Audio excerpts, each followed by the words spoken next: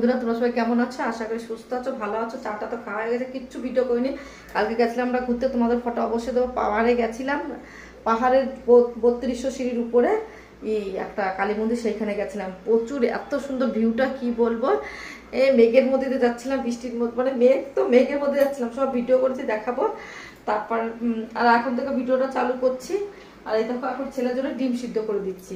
সব কাজ পরে আসে, তোমার দাদাভাই এইমাত্র মাছটা নিয়ে আসলো। এই দেখো 4টে ডিম সিদ্ধ করছি। ছেলে খাবে, ডিম ছিল না, এইমাত্র নিয়ে আসলো।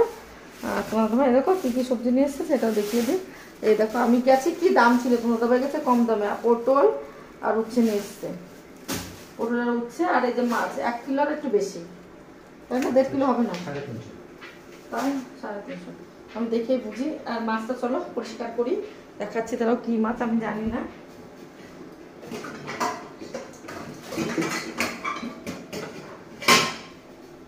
এই দেখো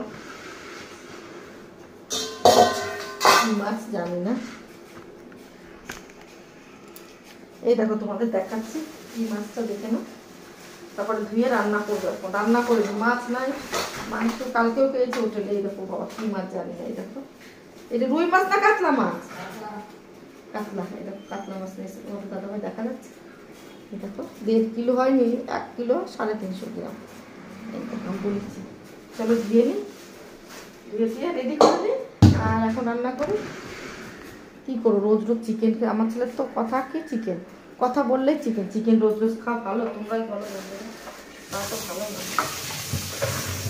দেখো আমরা যেখানে থাকি মাছ খুবই মানে পাওয়াই যায় না। পশ্চিমবাংলা যেরকম নানান ধরনের মাছ পাওয়া যায়, এইখানে মাছ পাওয়া যায় না। আমরা যেখানে থাকি তার একটু দূরে যেতে 30 কিলোমিটার দূরে যে সব রকম মাছ কিছু কিছু সব পাওয়া যায় না, কিছু মাছ পাওয়া যায়। কিন্তু তোমরাই বলো যে আমরা 30 কিলোমিটার দূর যে মাছ আনা সম্ভব আমাদের মতো মানুষের রোজ রোজ? আর আমরা বাঙালিরা মাছ খেতে ভালোবাসি, কিন্তু আমাদের বাড়ির যে 3টে ফ্যামিলির লোক আমরা আছি, একজনও মাছ পছন্দ করে না, এক পিছ হলেই কেঁদে দেয়। আর কিন্তু কি রান্না করব, রোজ রোজ ভালো লাগে না। আমরা বাঙালি মানুষ, একটু মাছের ঝোল রান্না করতে পারলে কোনো অসুবিধা হয় না। দেখো মাছ কটা ধুয়ে নিয়েছি। ব্যাজিংয়ের জল না সহজে যেতে চায় না, আস্তে আস্তে দেয়। আর এই মাছটা আনলো 2 মাস পরে, আমাদের এই মাছ কটা আনলো। দেখো এখন মাছ কটা ধুয়ে কমপ্লিট করে নিয়েছি। আজকে রাতের জন্য রান্না করব, যে কটা সে কটা রেখে দিয়ে। আর দেখো এই কটা সব ফ্রিজে রেখে দেবো। আর আমি ডিম সিদ্ধ করছি, ওইদিকে রান্না করতে হবে। অবস্থা হয়েছে। আর দেখো কড়াইটা তেতে দেখো ধুমো উড়ে যাচ্ছে, হলুদ বেরো করতে হবে। সব জায়গায় জল জল হয়ে গেছে, বুঝতে পারছি না। কড়াইটা তেতে গেছে, হলুদটা বেরো করি, কেমন হয়ে গেছে। দেখো কড়াইটা তেতে গেছে।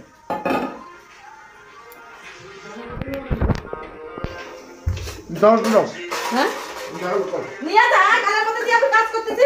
আরে তো হুকুম করছে আমারও।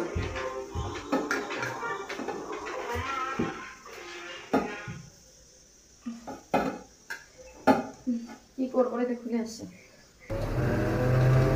কড়াইটা তেতে গেছিল কেমন, হলুদটা দিয়ে দিই।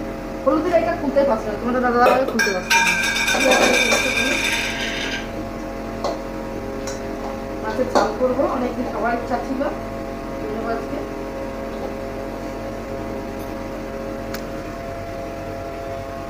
দেখো কড়াইটা এত তেতে গেছে দেখতে পাচ্ছ। আর কড়াইটা মাজা হয়নি, লুচি বানিয়ে ছিল, সেইটা দিয়ে দিলাম। পরে একবারে মেজে নেবো। দেখো কড়াইটা খুব তেতে গেছে। আর মাছগুলো না একটু গন্ধ গন্ধ আসছে।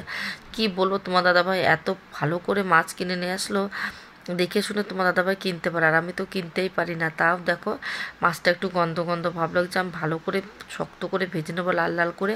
ওই জন্য কড়াইটা আরও তাড়াতাড়ি তাতিয়ে দিয়েছি, গরম করে দিয়েছি, না কড়াই যদি লেগে যায়। আর কি বলবো, এখানে মাছ আমরা খেতেই পারি না। এই রুই কাতলা তোমার দাদাভাই একদম পছন্দ করে না, আমারও না। একটু পচি মনে হলে কত রকমের মাছ খেয়ে শান্তি পাওয়া যায়। শুধু কি বলবো, আমরা যে কত কষ্ট করে থাকি খাওয়া দাওয়ার জন্য, আর সবজিও পাওয়া যায় না ভালো। এইখানে বাঙালি যে সবজিগুলো কিচ্ছু পাওয়া যায় না, খেতে খুবই কষ্টকর। কত রকমের সবজি আমাদের এইখানে, কচু টচু কত রকমের, কিন্তু কি করব, শুধু পেটের দায়ে থাকতে এখানে থাকি, শুধু পেটের দায়ে। সত্যি বাড়ির লোক সবাই কিভাবে জানো তো, কি আরামে আছে। যারা ভাবছো তারা একবার এসে থেকে যাও, মা বাবা ফ্যামিলি ছেড়ে খাওয়া দাওয়ার অনেক কিছু ত্যাগ করে দিয়ে কত কিছু, রসগোল্লা পাই না, দই পাই না, কত কিছুই পাই না, তবু এইখানে থাকি। এই নাই সবাই কেমন আছো? আশা করি সুস্থ আছো, ভালো আছো। দেখো এইখানে বৃষ্টি প্রচণ্ড সকালে হচ্ছিল, দেখো এখান থেকে দেখো তেল মশলা পড়ে গেছে। এই কিচেন দেখো আজকে খুব নোংরা, রাতে কিচ্ছু না করে এই দেখো গলাটা বসে গেছে পুরো, না করে চলে গেছিলাম দাদার ছেলের জ্বর হয়েছিল ওকে দেখতে। এখন সব কমপ্লিট করতে হবে, কিচেন মিচেন ধুয়ে পেলে তোমাদের সঙ্গে শেয়ার করি। আর কাল বাবাগার গেছিলাম, পা উঠতে পারছি না, তার ঠান্ডায় গলাটার আওয়াজটাও কেমন হয়ে গেছে, পা ব্যথা। যেন প্রথম দিনে একটু ব্যথা বুঝতে পারলাম না, আজকে খুব ব্যথা বুঝতেই পারছি না। চলো দেখতে থাক।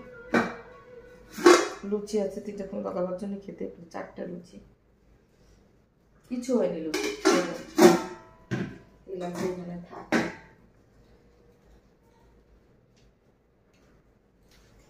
বিরাট করে লুচি খেয়ে নেব। এই দেখো এগুলো মুঠিয়ে দিয়ে ধুয়ে রেখে দিয়েছে, কটা ধুয়ে নেই।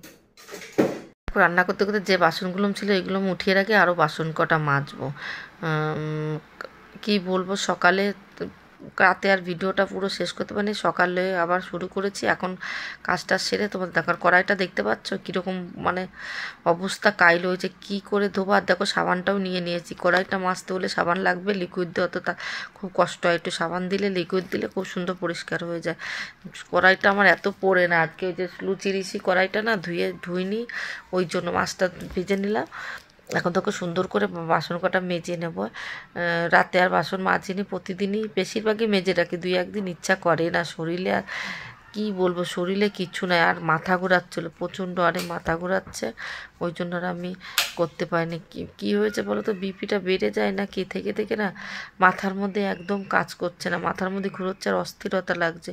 তখন আমি কাজ রেখে দিচ্ছি। আর তোমাদের দেখো, আমার তো এখানে কেউ নাই বলার না, তোমার দাদাভাই এতটাই ভালো, বলবে কি তুমি আরও আমাকে কাজ করতে দেবে না, তুমি রেখে দাও, কাজের লোক নাও, রেখে দাও। আমার আরও বেশি, অনেকের স্বামীরা কাজ না করলে একটু কিটকিট করে, আরও তোমার দাদাভাই বলবে রেখে দাও, ঘুমো, রেস্ট নাও। আর আমি কাজ করতে যাই বলে আমাকেই বকা দেয়, বলে কি একটু কাজের লোক নিয়ে না, আমি নিই না বলে আরও আমাকে বকে। তা ওই জন্য আমাকে বলে যে তোমার যা ইচ্ছা তাই করো, কোনো কথা আমার কাছে শুনতে হবে না, তোমার পারমিশন দেওয়া থাকলো, তোমার যেটা যখন ইচ্ছা হবে তখন তাই করবো, শোনার কোনো প্রয়োজন নেই, মানে পুরো ছাড়। কিন্তু আমি সেরকম কিছু করেও না, কী করবো বলো, আমি তোমার দাদাভাই ছেড়ে এক পাও চলতে পারি না। কী বলবো, হাই আসছে, শুধু ভালো লাগছে না, শরীরের মধ্যে জ্বর লাগছে, জানি না, শীত লাগছে, পাংখাটাও কোনো টাইমে এতটা শীত লাগছে, কি বলবো, জ্বর আসবে নাকি সেটা বুঝতে পারছি না। আর ওয়েদারটা তো ভালো না, সারাদিন বৃষ্টি। কালকে একটু রোদ্দুর উঠেছিল, আর আজকে সারা দিন লেগে গেছে বৃষ্টি, বিরক্ত। আর ঘরগুলো পুরো চিপকা লাগে, একটু রোদ্দুরে শুকায়, আমি জানলা টাল্লা মানে খুলে দিয়ে ধুয়ে মুছে নিয়ে সব কিছু যে শুকাই যাক, তারপর আবার চলে আসে। কবে এই বৃষ্টি যাবে, বিরক্ত লাগছে আমার।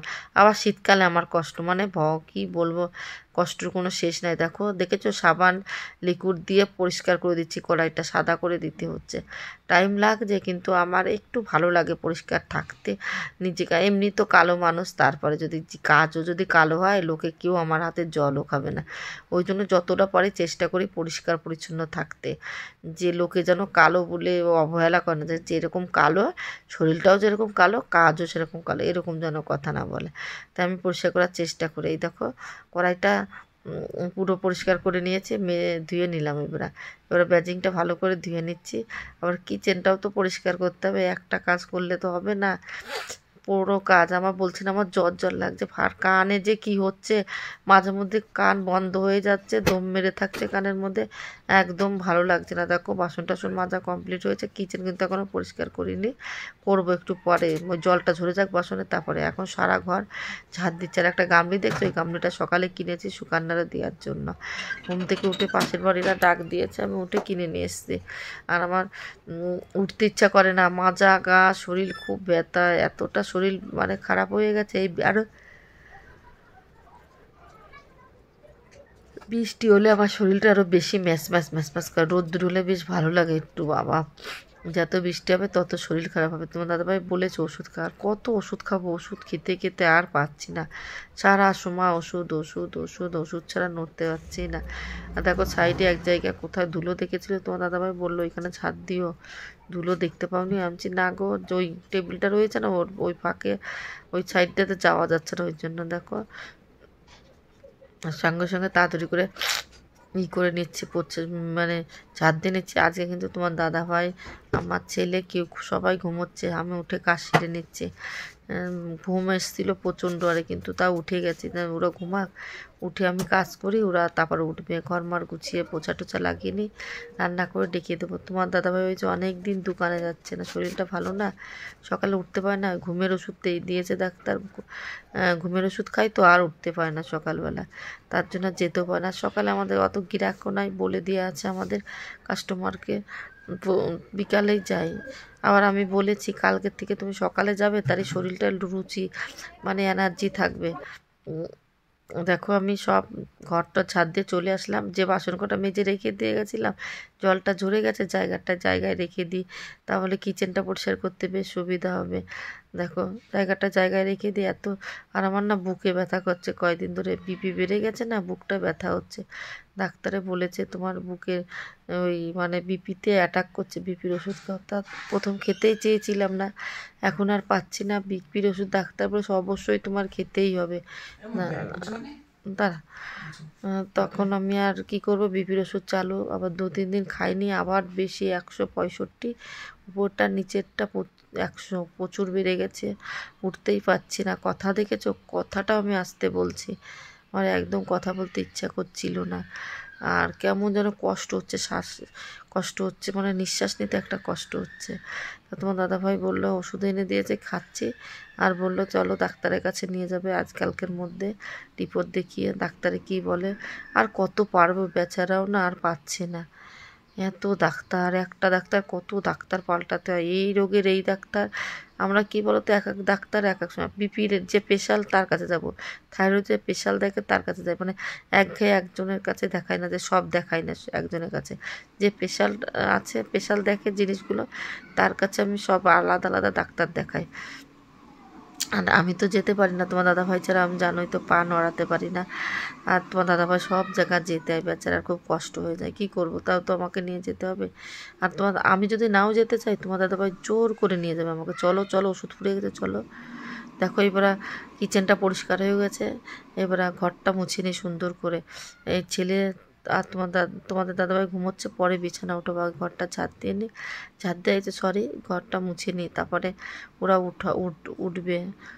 আর এখন যদি ওরা ওঠে না, সারা ঘরগুলো পাড়িয়ে নষ্ট করে দেবে, তার জন্য আমি যে ঘুমিয়ে থাকলে থাক বাবা, আমার ছেলে আর তোমাদের দাদাভাই যখন ঘরটা মুছবো, তখন ওদের এই দিকের জিনিস ওই দিকের জিনিস নিয়ে খুব হয়, এটা নেবো ওটা নেবো, আমার তখন মাথা গরম হয়ে যায়। কার কার এরকম করে? আমাদের বাড়িতে আমি যখন ঘরদোর লেপতাম বা মুছতাম, তখন আমার বাবা ঘন ঘন কাজ, ওদের তখনই দেখবো আমার মাথা গরম হয়ে যেত। আর পাশের বাড়ি কাকারা বলতো দেখ তোর মেয়ে রেগে গেছে, তা আমি রাখবো না বলো তো তুমি? এরকম যদি করে, ঘর মোছার পরে যদি ঘর দিয়ে বারবার ঘুরে, এখন বাবার কথা খুব মনে পড়ে, ইস মানুষটা চলে গেল, এই কষ্টটা যাচ্ছে না গো। আজকে অনেক দিন পর আমার মার সঙ্গে কথা হলো, মার শরীর ভালো না, ডাক্তারের কাছে নিয়ে যেতে হবে। দিদি আসলো, দিদি পয়সা দিল, দিদি বললো ডাক্তারের কাছে যাও, তুমিও যাও, পরে আমি দেখছি কি দেখি করা যায়।